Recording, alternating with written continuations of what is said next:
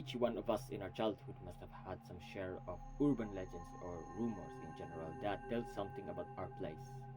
Most of the time, I take them with a grain of salt, until a spirit or demonic possession happened when I was in my 5th grade.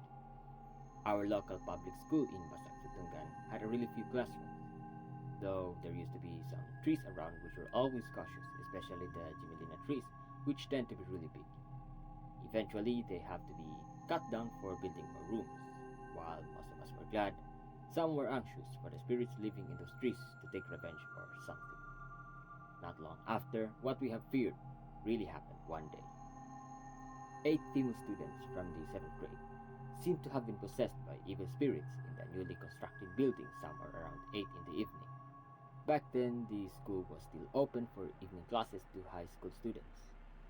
As for the incident, it started when the first victim of the possession flailed wildly in her chair and screamed, "Why did you destroy our house?" Another 7 students have been possessed and said the same thing, while 5 of them have quickly recovered after they have been crushed for a bit. As the students fled from the scene, 4 of the teachers nearby have managed to restrain the 3 gravely possessed students and wrap a rosary around the girls' wrists.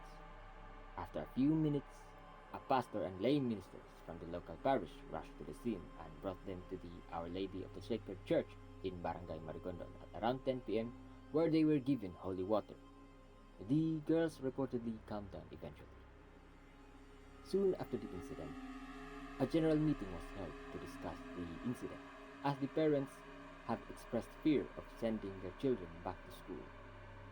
Some have suspected that the spirits may have been infuriated after a deep well was opened, but some insist it was from the trees that were cut down. It was then decided that evening classes will be suspended for a few days, and the local ministers have made blessing rituals throughout the whole campus. When the classes have resumed, things cannot go back the way it was for the changes around the campus, like a strict curfew, a new team of roving guards, and the buildings have now always kept the lights on all night. These changes serve as a reminder to everyone of the spirit possession that happened in this school.